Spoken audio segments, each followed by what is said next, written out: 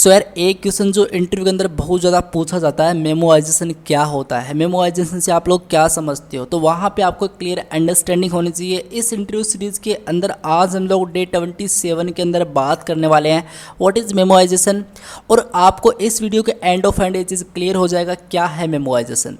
तो यार आप लोग देख सकते हो, मैंने गूगल कर रखा है पहले से, यहाँ पे देख सकते हो इन्होंने अच्छी सी डेफिनेशन यहाँ पे लिख रखी है इसकी। थोड़ा थ्योरेटिकली बात करते हैं, उसके बाद हम लोग उसको प्रैक्टिकली इम्प्लीमेंट करके देखते हैं। तो आप लोग देख सकते हो, इन कंप्यूटिंग मेमोराइजेशन और memorization is an optimization technique used primarily to speed up computer programs by storing the result of expensive function calls and other returning that cached result when the same inputs अगर again। इसका मतलब क्या है?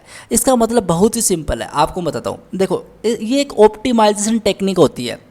Memorisation क्या होता है? एक optimisation technique होती है। इसका मतलब क्या है? एक मैंने प्रोग्राम लिखा और वो प्रोग्राम बेसिकली रन हुआ, उसने कुछ टाइम लिया, ठीक है। अब फिर से वही रिक्वेस्ट आ रही है, तो फिर से उसी प्रोग्राम को रन करना है, फिर से उतना ही टाइम ले रहा है। तो क्या कोई ऐसी टेक्निक है जिससे हम लोग इस प्रोग्राम की स्पीड को बढ़ा सकते हैं? ठीक है, यहाँ पे दे रखा ना स्पीड अप कंप्यूटर प्रोग्राम्स, है ना।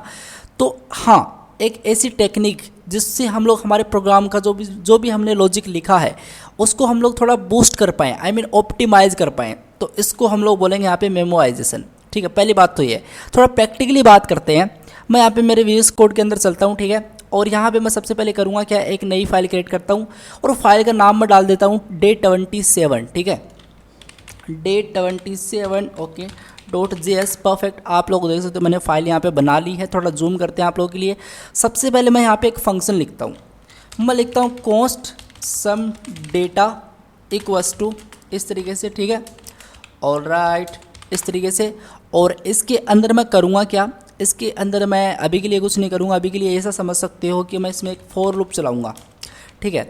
मैं लिखूँगा लेट लिखना था मुझे, मैं लिखूँगा लेट आई इक्वल्स टू 0, ठीक है। और अभी के लिए मैं क्या करूँगा, अभी लिखूँगा आई इस तरीके से लेस देन सॉरी, अगर छोटा है आई मेरे किसी भी नंबर से, नंबर में काम करता हूँ यहाँ पे मैं इस तरीके से इसमें पैरामीटर सेट कर देता हूँ, ठीक है, x, और ये x मैं यहाँ पे डाल दूंगा, या तो i मेरा छोटा है x से या फिर बराबर है उसके। इस तरीके से मैंने यहाँ पे कंडीशन प्रोवाइड करी है, ठीक है।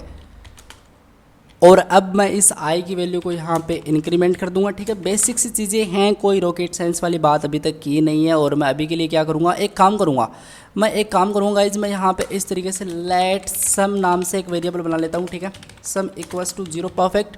और मैं यहाँ पे लिखूँगा सम प्लस इक्वल्स टू और राइट। गाइस मेरा कीबोर्ड यहाँ पे ख़राब हो चुका है और मैं यहाँ पे आई लिखूँगा, ठीक है, काफ़ी प्रॉब्लम क्रिएट कर रहा है यार ये, ठीक है। और मैं यहाँ पे इस तरीके से रिटर्न कर दूंगा सम, ठीक है, इस तरीके से, परफेक्ट। अब अगर मैं console.log कराता हूँ इस सम डेटा को, तो मैं यहाँ पे लिखता हूँ सम डेटा। इसके अंदर मुझे कुछ आर्गूमेंट तो डालना पड़ेगा, तो यहाँ पे अगर मैंने x पास किया तो मैं यहाँ पे 5 डाल दूंगा, ठीक है। इस तरीके से सेव करेंगे। फाइल को रन करने के लिए, बेसिकली इस कोड को रन करने के लिए मुझे लिखना पड़ेगा नोड एंड इस वाली फाइल का नाम, तो डे 27.js और एंटर मारूंगा। देखो 15 आना था और आ चुका है। ये हमने सिंपल सम किया है और कुछ नहीं किया। एक हमारे पास फंक्शन होता है जो हमको ये बताएगा कि इस प्रोग्राम को एग्जीक्यूट होने के लिए कितना टाइम लगा। तो मैं यहाँ पे इस तरीके से लिखूँगा, मैं लिखूँगा यहाँ पे कंसोल डॉट टाइम, परफेक्ट, ठीक है। और इसी को मैं डुप्लीकेट कॉपी करके यहाँ पे इसके जस्ट नीचे लिखूँगा एंड, मतलब ये कब एंड हुआ। तो मैं इस तरीके से अब इस प्रोग्राम को रन करूँगा और राइट एंटर मारूँगा। तो आप लोग देख सकते हो ये 118 इतनी मिली सेकेंड्स के अंदर ये मेरा प्रोग्राम एग्जीक्यूट हुआ। मतलब काफ़ी टाइम ले रहा है तो मिली सेकेंड ही, लेकिन टाइम तो देखो काफ़ी ले रहा ना ये। तो इतना टाइम यार हमको इतने कोड को रन करने के लिए नहीं चाहिए। तो हम लोग इसको और बेहतरीन तरीके से किस तरीके से ऑप्टिमाइज़ कर सकते हैं, यहाँ पे हम लोग यूज़ करते हैं मेमोराइजेशन टेक्निक का। मैं आपको दिखाता हूँ। देखो सबसे पहले हम लोग करेंगे क्या, सबसे पहले हम लोग एक काम करेंगे, यहाँ पे एक फंक्शन लिखेंगे। हम लोग लिखेंगे इस तरीके से कॉन्स्ट मेमो, इस तरीके से, ठीक है, इक्वल्स टू और फैट एरो फंक्शन, ठीक है। और इसके अंदर मैं क्या करूँगा, एज ए पैरामीटर एक फंक्शन सेट कर दूँगा, क्योंकि हम लोग एक फंक्शन के अंदर पैरामीटर सेट करते हैं, उसको कॉल बैक बोलते हैं हम लोग, ठीक है। तो हम लोग क्या कर देंगे, हम लोग इसमें एक पैरामीटर सेट कर देंगे, एक फंक्शन को यहाँ पे पास कर देंगे एज ए पैरामीटर। और कौन से फंक्शन को, मैं यहाँ पे फंक लिख देता हूँ इस तरीके से, ठीक है। और ये बेसिकली ये मेरा फंक्शन होगा, जो सम डेटा है ना, इसको मैं यहाँ पे लेके आना चाहता हूँ, ठीक है। तो मैं सबसे पहले एक काम करूँगा, एक ऑब्जेक्ट बनाऊँगा इस तरीके से, और इस तरीके से मैंने एक ऑब्जेक्ट बना लिया है, लेट ओबीजे। आपको पता है ऑब्जेक्ट हम लोग जावास्क्रिप्ट के अंदर किस तरीके से बनाते हैं, और नहीं पता है तो यार आप लोग मेरी सीरीज़ को फॉलो करें। अभी रिसेंटली मैंने एक मेरी सीरीज़ के अंदर, इसी सीरीज़ के अंदर एक वीडियो अपलोड किया था क्लोजर करके, तो क्लोजर आप लोगों ने नहीं चेकआउट किया तो कर लेना, इंपॉर्टेंट है। यहाँ पे उस कंसेप्ट का हम लोग यूज़ करने वाले हैं।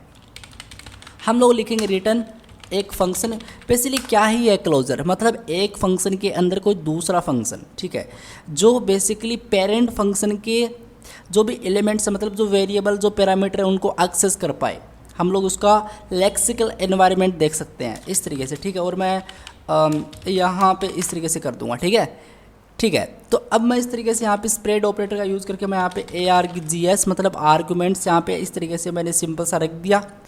अब मैं करूँगा क्या, जो वैल्यू मुझे चाहिए उस वैल्यू को मुझे निकालनी पड़ेगी। तो मैं यहाँ पे लिखूँगा लेट A इक्वल्स टू इस तरीके से, ठीक है, A मैंने कर दिया। और मैं यहाँ पे इस तरीके से करूँगा कि मैं यहाँ पे इस तरीके से करूँगा कि A, और इसके अंदर आर्गुमेंट्स के अंदर जो पहली मतलब जीरो इंडेक्स पे जो भी है वो मुझे बता दो, ठीक है। मैं यहाँ पे लिखूँगा इफ़ अगर x, ठीक है, नोट x वो A है, A इन मेरा जो OBJ है इस पे। अभी गाइज आप लोगों ने नया सेंटेंस देखा होगा, इफ़ A इन, बेसिकली इसको आप लोग बोल सकते हो इफ़ लूप, ठीक है। हम लोग सिंपल सा ये चेक करें कि एक बार ये रन हो, एक बार रन हो, जब कंडीशन ट्रू हो तब ये रन हो, बस इस तरीके से आप लोग समझ सकते हो। तो A इन OBJ मतलब इस OBJ के अंदर A है, तो हम लोग करेंगे क्या, हम लोग सिंपल कुछ नहीं करेंगे, हम लोग यहाँ पे डाल देंगे OBJ A सिंपल, इसके अंदर वो A है, और इसको मैं रिटर्न कर दूंगा यहाँ पे इस तरीके से, इसको मैं क्या कर दूंगा, इस रिटर्न कर दूंगा, परफेक्ट। और मुझे यहाँ पे सेमीकोलन देना चाहिए था, ठीक है। और एल्स वाले पार्ट के अंदर भी जाएंगे। अब देखो यार, ये ऐसा तो है नहीं ना कि ये एक पहले टाइम में ये एग्जीक्यूट हो जाएगा, पहले टाइम तो ये ऑब्जेक्ट एग्जीक्यूट होगा नहीं, क्योंकि यहाँ पे तो ये एम्प्टी है। यहाँ पे आप लोग का जो ऑब्जेक्ट है वो क्या है, एम्प्टी है, ये आपका ऑब्जेक्ट है, ये एम्प्टी है। तो इसके लिए मुझे यहाँ पे एल्स वाला पार्ट भी लिखना पड़ेगा, और मैं यहाँ पे सबसे पहले कंसोल डॉट लॉग मार दूंगा इस तरीके से। मैं यहाँ पे लिख दूंगा first, okay first, okay alright, first time, ठीक है, ओके परफेक्ट। अब मैं क्या करूँगा, अब मैं इस तरीके से करूँगा, एक वेरिएबल बनाता हूँ रेस नाम से, मतलब रिजल्ट नाम से, और इसके अंदर मैं क्या करूँगा, जो मेरा फंक A है, ये जो फंक है इसको मैं यहाँ पे लेके आऊँगा, मैं लिखूँगा फंक, इसके अंदर मैं एज ए सेट कर दूँगा A, ठीक है। और फिर मैं क्या करूँगा, फिर मैं इस रेस को बराबर कर दूँगा, कहाँ पे बराबर कर दूँगा, मैं इसको बराबर कर दूँगा OBJ A, ठीक है, इस तरीके से। और OBJ A के मैं बराबर कर दूंगा इस रेस को, ठीक है, इतना ही करना है। और फिर हम लोग सिंपल कुछ नहीं करेंगे, रिटर्न कर देंगे रेस को, ठीक है, बस इतना ही करना है। तो अब ये हुआ क्या है, अब आपको बताता हूँ। सबसे पहले इसको कॉल करके मैं आपको दिखाता हूँ कि इसका जो आउटपुट है वो क्या आ रहा है। और बेसिक से प्रोग्राम हमने अभी तक लिखे हैं, कोई ज़्यादा यहाँ पे रॉकेट साइंस वाली बात की नहीं है। तो अगर मैं इसको रन करना चाहूँ तो मैं इसको तो हटाऊँगा, ठीक है, क्योंकि ये मेरा सम डेटा का था, जो मैंने पहले एक फंक्शन क्रिएट किया था, ये वाला इसका प्रोग्राम था, इसको कॉल किया था मैंने यहाँ पे, ठीक है। अगर मुझे इसको रन करना है तो मैं एक काम करूँगा, इस मेमो को यहाँ पे कॉल करूँगा। तो मैं लिखूँगा सबसे पहले मेमो इस तरीके से, और इसके अंदर मैं कौन से, जो मेरा सम डेटा है ना, सम डेटा वाला फंक्शन, सम डेटा कौन सा, जो मैंने पहले के केस में एक फंक्शन क्रिएट किया था उसकी बात यहाँ पे हो रही है। तो इसको मैं एज ए इसमें आर्गूमेंट सेट कर दूँगा, और यहाँ पे मैं इसको स्टोर करूँगा एक वेरिएबल के अंदर। क्योंकि स्टोर क्यों करेंगे हम लोग, स्टोर इसलिए करेंगे क्योंकि इसके अंदर भी देखो, इस मेमो के अंदर भी एक फंक्शन है जो रिटर्न कर रहा है कुछ ना कुछ, ये मेमो भी रिटर्न कर रहा है कुछ ना कुछ, एक फंक्शन है इसके अंदर। तो हम लोग क्या करेंगे, इसको एक वेरिएबल के अंदर स्टोर कर देंगे, लेट स्टेट करके कुछ भी कर दो इस तरीके से, ठीक है। और राइट, मैंने अगेन स्पेलिंग गलत कर दी है और स्पेलिंग को सही कर दिया, ठीक है। अब हम लोग क्या करेंगे, अब हम लोग ऐसा करेंगे कि जो मेरा स्टेट है उसको मैं कंसोल डॉट लॉग कराऊंगा, ठीक है। और मैं लिखूँगा स्टेट के अंदर आप लोग डाल दो कोई इनपुट, तो मैं यहाँ पे 5 डालना चाहता हूँ, ठीक है। और अब मैं क्या करूँगा, मैं ऐसा करूँगा कंसोल डॉट लॉग, मैं लिखूँगा कंसोल कितना टाइम लगता है, तो कंसोल डॉट टाइम सेट करेंगे। और इस तरीके से इसको हम लोग डुप्लीकेट कॉपी करके नीचे लेके आएंगे। अब यहाँ पे लिख देंगे एंड, ओके एंड लिखना था, सिंपल सेव करेंगे। और I hope that make sense, आपको ये सारी चीज़ें समझ में आ गई होंगी। मैं एक काम करूँगा, प्रोग्राम को रन करेंगे, CLS करते हैं, इंटर मारते हैं। तो देखो फर्स्ट टाइम मेरा प्रोग्राम रन हुआ 15 और इतना टाइम ले रहा है, ठीक है। लेकिन अगर मैं इसको एक बार ऑल कॉल करूं, ठीक है, और मैं इसको अगेन कॉल करके आपको दिखाता हूं, मैं इसको हटाता हूं क्योंकि इसकी कोई नीड नहीं है, पहले से हम लोगों ने यहाँ पे डिफाइन कर रखा। सेव करेंगे और हम लोग क्लीन करेंगे। देखिएगा आप लोग, पहले केस में फर्स्ट टाइम इतना टाइम ले रहा है, लेकिन सेकंड केस में देखो कितना कम टाइम ले रहा है गाइज। ये देखो इसको हम लोगों ने कितना ज़्यादा ऑप्टिमाइज़ कर दिया। अगर मैं इसको फिर से रन करूँ एक बार तो आप लोग देखोगे, देखो पहले केस में इतना टाइम लिया और दूसरे केस में इतना टाइम लिया, तो हो चुका है ना ऑप्टिमाइज। इसको हम लोग बोलते हैं मेमोआइजेशन। बस हमने कुछ नहीं किया, हम लोगों ने सबसे पहले क्या किया, एक फंक्शन क्रिएट किया जो सम करता है किसी भी नंबर को जो इसमें इनपुट आता है उसको, ठीक है।